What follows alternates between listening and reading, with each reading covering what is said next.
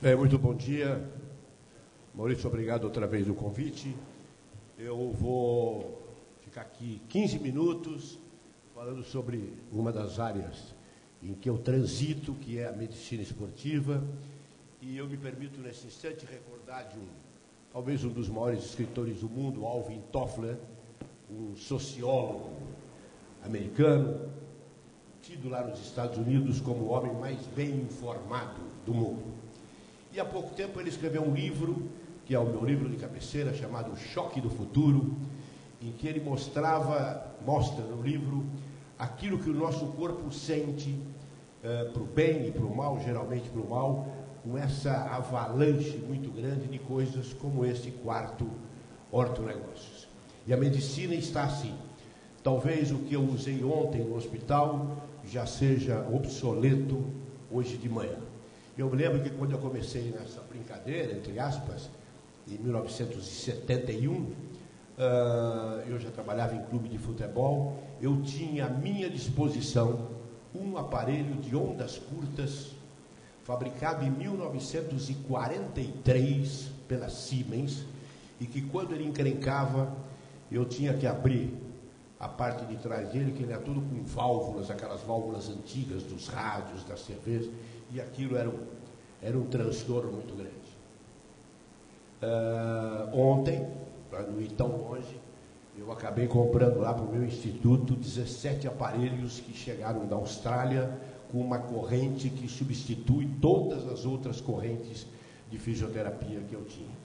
E nesse evento, em 71, esse evento foi em Porto Alegre, foi uma reuniãozinha de uns 20 médicos que trabalhavam nos grandes clubes de futebol, porque eu tinha o meu problema das curtas, o médico do Grêmio tinha um outro problema lá, o colega do Flamengo não sabia que piso colocava no vestiário para jogadores escorregarem menos, e a gente falou assim, então cada um paga a sua passagem, a gente se une aí, e 2 meses antes nós vamos tentar vender uns espaçozinhos, uns estanques, para subvencionar o almoço dessa reunião.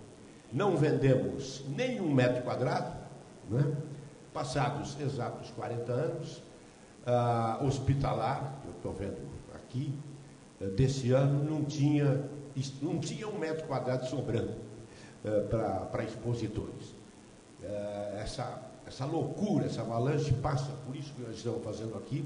E na medicina esportiva em que eu transito, há dificuldade de falta de tempo dos médicos de poderem estar acompanhando tudo isso que está se passando em termos de revolução rápida. Eu sou muito conservador e não esqueço que não faz muito tempo eu fui escrever o meu primeiro livro e escrevi uma máquina Remington elétrica.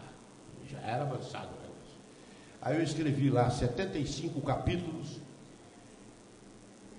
levei um calhamaço de papel assim para o editor olhou para mim, eu achei que tinha uma coisa estranha, e ele falou para mim, você está muito desatualizado, não tem mais papel aqui. Eu falei, pô, mas gráfica e papel não é a mesma coisa? Ele falou, não, tem que vir um CDzinho. Aí eu me assustei, e para não passar vergonha, eu falei, não se preocupe, pode deixar que eu resolvo. Eu tinha um filho na época, tenho ainda, na época tinha 16 anos, e falei para ele, me ajuda aí. Aí começou a briga na família, porque eles não vão te ajudar. Ainda mais passar por um computador um livro de 75 páginas. E ele ficou a noite inteira escrevendo e eu ditando, e cada vez que ele comia um acento agudo ou um hífen, eu falava, para, isso aí está tudo errado. Ele olhava para mim, fica quieto, você não sabe nada. Eu falei, bom, ou aqui eu perco o filho ou perco o livro. Então eu vou deixar o negócio correr. Aí quando ele terminou de digitar, ele apertou um botão lá, que hoje eu conheço, que é o ABC, e pá, corrigiu tudo. Aí ele pegou aquelas 75 páginas que eu tinha, forte que nem um cavalo, ele rasga a lista telefônica. Ele fez assim, jogou no lixo, eu fui no lixo, ele, pelo amor de Deus, isso não. Ele falou, o seu livro está aqui. E me deu um negocinho desse tamanho. Hoje eu acordei, peguei o meu celular, tinha uma palestra aqui, peguei o meu pendrive, estou moderno, hein?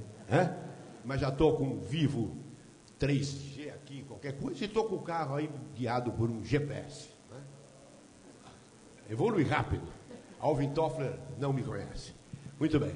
Então, rapidamente, eu vou fazer uma viagem, depois desse introito, do que anda acontecendo na medicina esportiva. Essa é uma camisa, evidentemente, a camisa mais cara do Brasil, porque o time que ela representa é o mais caro de todos. Não é? Mas eu tenho na minha casa um presente de um indivíduo que morreu algum tempo atrás, chamado Mário Américo, que foi massagista da seleção brasileira durante longos anos e morreu com o título de tricampeão mundial. Pela amizade, pela generosidade, um dia ele foi lá no meu instituto e me entregou a camisa que os jogadores vestiam, que era a camisa dele, em que o Brasil foi tricampeão do mundo em 70. Era uma camisa que hoje ela não tem sequer o tamanho P, porque as pessoas eram mais fracas, todinha de algodão, não dá para vestir, e os jogadores ficavam todos encharcados, e quando você terminava um jogo de futebol, você torcia a camisa, caía ali seguramente 1 litro de água, não é? Fora aquilo que você perdia pela sudorese, pela perspiração, pela respirabilidade da pele. Passamos 30 anos. Essa camisa é feita com um fio de poliéster que tem um trançado que deixa espaços, deixa vão, para ela poder ter entre o corpo, a superfície do corpo e a camisa, o que eles chamam aí de respirabilidade. E com essa respirabilidade, a troca de calor entre o corpo humano e o ambiente é feita com muito mais facilidade. Por incrível que pareça, em alguns lugares onde mais se supra, aqui no meio do peito, nas axilas, elas são absolutamente furadas. E agora, quando ela vai sair, para quem faz a rastreabilidade, quando a camisa vai sair do fabricante para chegar na loja, ela recebe um banho de uma substância que não deixa que os odores do corpo humano fiquem fixados na camisa. Não dá para jogar mais fácil, pode ficar um do lado do outro na barreira, pode empurrar lá no escanteio que ninguém está sentindo o cheiro de ninguém. Não sei como é que serão essas camisas o ano que vem, porque essas empresas, fabricantes, gastam uma fábula de dinheiro a nível de pesquisa. Estou trazendo a camisa do futebol, porque é um esporte de todos nós, mas todo mundo aqui acompanhou os recordes fantásticos que a natação, por exemplo, acabou ganhando com aquelas malhas que tinham uma impermeabilidade fantástica e uma resistência à água menor do que a própria pele humana. Isso facilita os recordes e de vez em quando a gente corta, isso não pode, senão tem que modificar toda a lista. Isso aqui é uma coisa nova que entrou no mercado mundial, questão de uns 6, 7 anos, está no Brasil há uns 2 ou 3 anos. Isso é uma nova tecnologia. Vocês veem ali em cima um indivíduo descalço, pisando numa plataforma, e a distribuição do peso do corpo dele naquela plataforma me dá um desenho. Eu tenho aqui, por exemplo, um pé cavo, um pé de pouco apoio, e a partir desse momento estático ele começa a fazer uma marcha, caminhando no mesmo lugar, e eu vou ter um desenho aqui no computador dos pontos principais da sola, da planta dos pés, em que esse atleta, estou falando de atleta, está descarregando o seu peso. E com isso eu posso fabricar para ele, no mesmo instante, uma palmilha absolutamente exclusiva para o pé dele. Porque os médicos, nós fazemos assim: eu tenho ali um pé plano, eu receito uma palmilha para pé plano. Eu tenho um pé cavo, eu receito uma palmilha para pé cavo. Eu tenho lá uma senhora idosa que tem uma queda de metatarsiano, eu receito uma palmilha amortecedora que tem ali o botãozinho de metatarsiano. Porque isso está na prateleira, isso está na loja. Quando eu preciso de um caso excepcional, eu preciso mandar fabricar uma palmilha. E muitas vezes eu não acerto. Com esse aparelho eu não tenho condições de errar, porque a cor que aparece ali, que distribui o peso, me permite fabricar instantaneamente uma palmilha exclusiva para aquele indivíduo. E melhor ainda, se eu estou fabricando essa palmilha para o Maurício, que é um homem de negócios, ela já está pronta. Mas se você falar para mim, mas eu jogo tênis 3, 4, 5 vezes por semana, eu faço competição comigo mesmo, além dessa palmilha, eu posso colocar dentro, como outro material dela, alguma coisa que facilite o seu jogo. Existem tenistas hoje que jogam muito mais no fundo da quadra, que dificilmente vão à rede, que tem um tipo de palmilha. Mas se naquele jogo, dependendo do adversário, ele precisar ir muito à rede, ele recebe na própria palmilha dele um tecido que facilite a impulsão dele para frente, para ele chegar mais rápido. Quanto? 1/1000 de segundo? Mas às vezes o título do grande slam está nessa bola. Não é? Outro. Muito bem, isso é uma coisa que vocês veem todo dia. Para que serve isso? Essas bandagens, isso pode parecer assim, isso aí não funciona, os médicos não acreditam muito, mas hoje isso aí não tem volta. Essas bandagens têm uma tecnologia própria, não é assim, vai pondo em qualquer lugar, a própria cor dessas fitas cada cor tem uma resistência, cada cor tem uma elasticidade. Isso é uma coisa nova, a gente vê isso em qualquer televisão, qualquer jogo. É nadador, jogador de futebol, judoca, quem faz taekwondo, qualquer um, né? Estão usando essas vantagens. Existem cursos que duram até razoáveis 5, 6 dias, para que médicos, fisioterapeutas, terapeutas ocupacionais aprendam o rigor disso. Bom, esse talvez seja o ramo de negócios, nós estamos falando disso aqui, da medicina esportiva, mais lucrativo. Nunca se vendeu tanto suplemento alimentar como está se vendendo hoje. Por quê? Indo na história, aqui no Parque de Ibirapuera, bem pertinho de onde nós estamos, eu e mais 2 malucos, um outro colega brilhante, Dr. Vitor Matsudo, de São Caetano, e um professor de educação física, que treinava atletas campeões, nós tínhamos um grupinho, nós éramos funcionários da prefeitura, e a gente chegava no Parque de Ibirapuera todo dia, às 6h30 da manhã. Nosso grupo chegava lá com uma perua Kombi, e era chamado Expresso das 6h30. E o que a gente fazia? Nós ficávamos dentro do parque, esperando as pessoas correrem. E quando as pessoas passavam, a gente parava, media a frequência cardíaca, dava uma olhada na pressão arterial, e já tinha visto ele correr, e assim a gente falava, você está correndo errado, você tem que respirar desse jeito, inspira pelo nariz, solta pela boca, faz um pouquinho de extensão desse ombro, cuidado com isso, não pode correr de conga, como eles diziam, correr de sandália, e a gente fazia a correção dessas coisas. O que a gente aprendeu lá, de vez em quando aparecia um sujeito lá, vestido a paisana, como nós estamos aqui, com uma cordinha, e passeando com o cachorro. E a gente chegava assim, está fazendo o que aqui? Vim trazer o cachorro para passear. O cachorro não precisa passear, quem precisa passear é você. E a gente convencia que no dia seguinte, esse indivíduo fizesse parte do grupo que corria lá. Geralmente eram pessoas mais abonadas. Aí no dia seguinte ele vinha com um tênis Nike, uma meia Adidas, um calção Lecoque, e o cara vinha todo paramentado e gastava uma fábula. E quando ele entrava para dentro do parque, ele encontrava pessoas comuns, artistas, um monte de gente, vestindo com a melhor roupa que se deve usar para se fazer uma atividade dessa.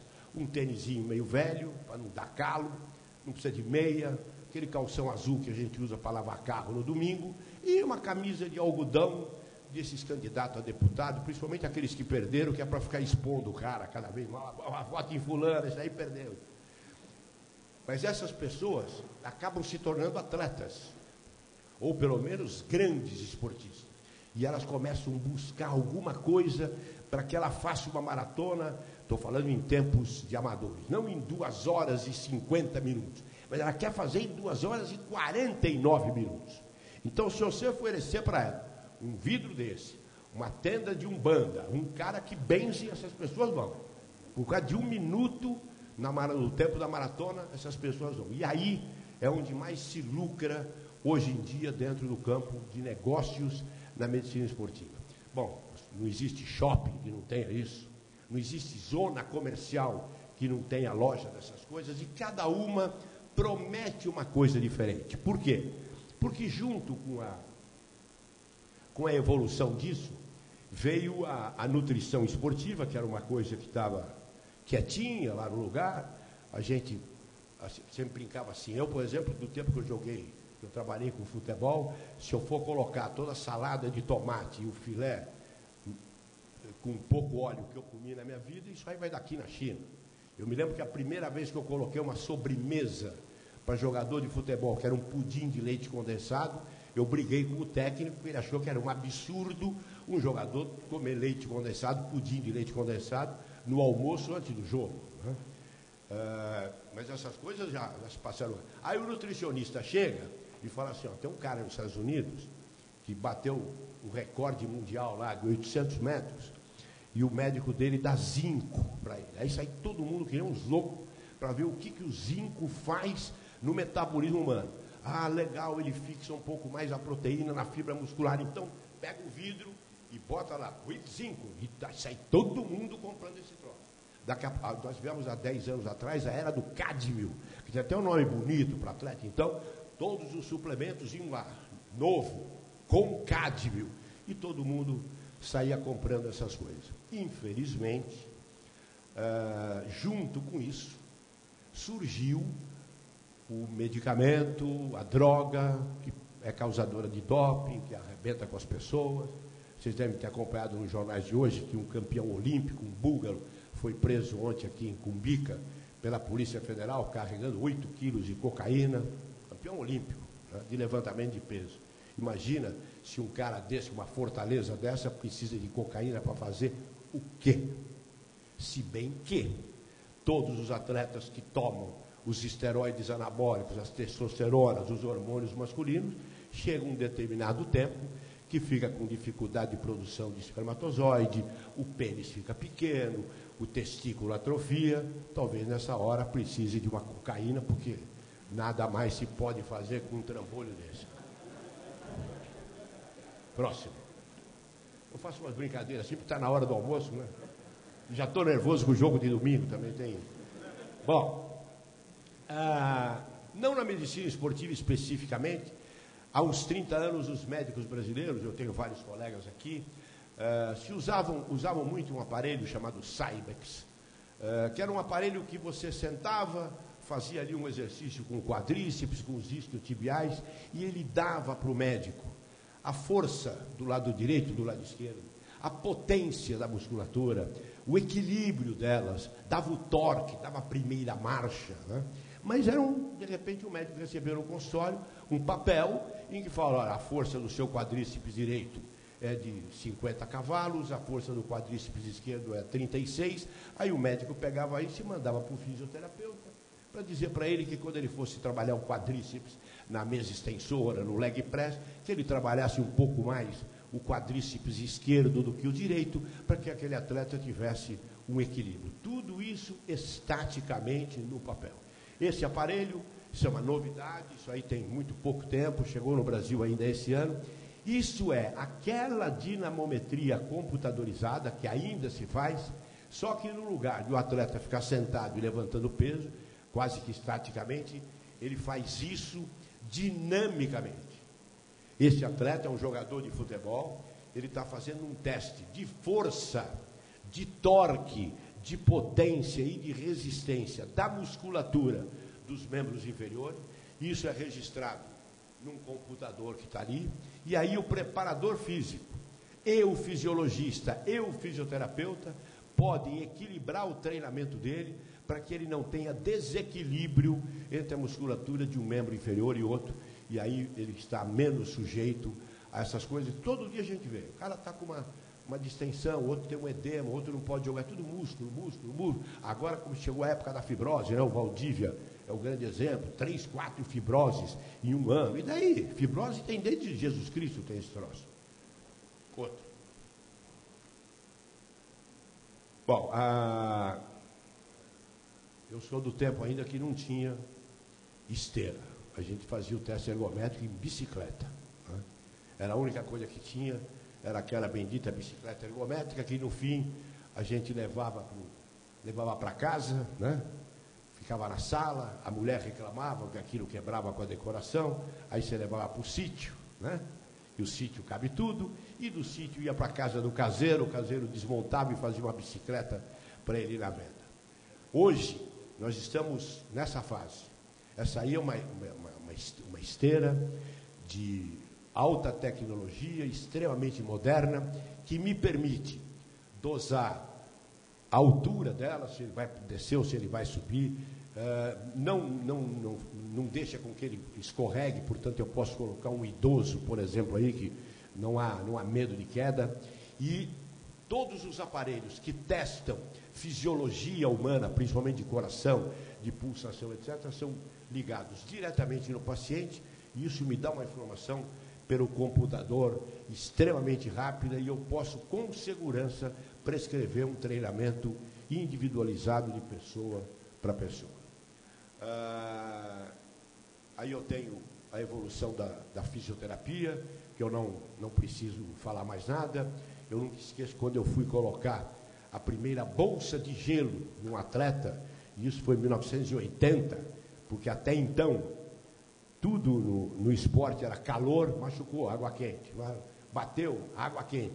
E uma pomada que existia antigamente, muita gente aqui, vamos querer dizer que vocês não são tão modernos, não, mas existia uma pomada chamada antiflogistine, alguém se lembra disso aqui? Né?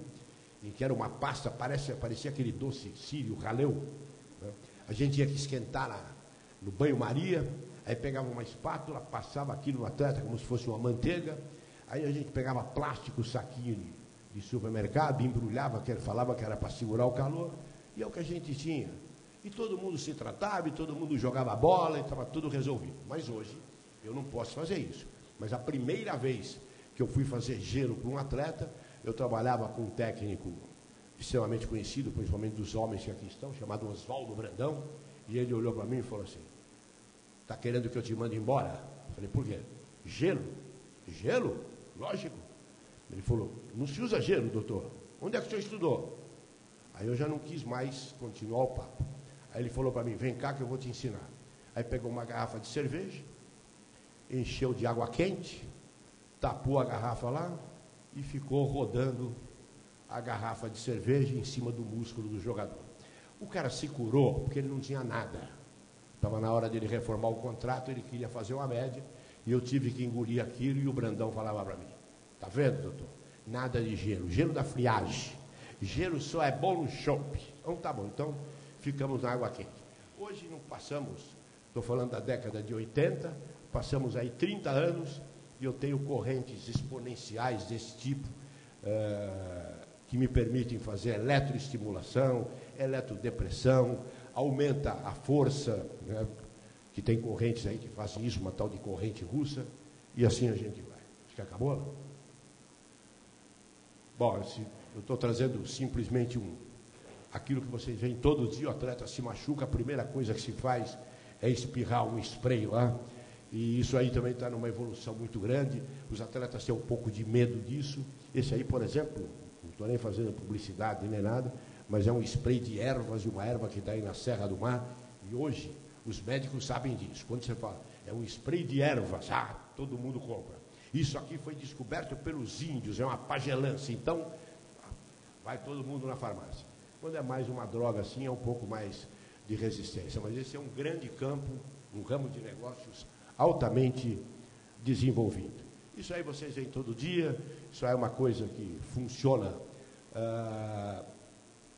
As estatísticas, as pesquisas falam que quem usa um dilatador nasal como esse, aumenta em 17% a capacidade aeróbica durante o trabalho. Não é para usar tão lá em cima, tem que ser usado um pouco aqui embaixo, mas aqui no Brasil todo mundo pega e sai colocando, e não lê a bula e não recebe orientação. Mas é uma coisa assim, só isso, é uma novidade, mas 17% de capacidade aeróbica, se esse jogo tiver prorrogação, ontem teve, o Brasil perdeu. Muito bem, e agora nós chegamos a esse protetor bucal, que é uma das últimas novidades. Nos Estados Unidos isso tem de monte, chegou no Brasil, e por incrível que pareça, esse protetor bucal aqui, isso aí é feito com molde, que nem você for fazer uma dentadura no dentista, fazer uma ponte fixa, uma ponte igual, é feito assim. E agora eles estão conseguindo colocar o distintivo do clube nessa massa aí, de tal maneira que quando o jogador fizer aquilo que o Cristiano Ronaldo está fazendo ali, vai aparecer a marca do clube dele ali embaixo. Só falta vir uma propaganda, compre na Casas Pernambucanas, mas aí já seria demais por uma risada. Muito bem, gente, eu estou em cima do horário que eu vou pular para o meu programa de televisão. Para quem não é corintiano, pode escolher quem será o vice-campeão brasileiro e a gente se encontra aqui o ano que vem.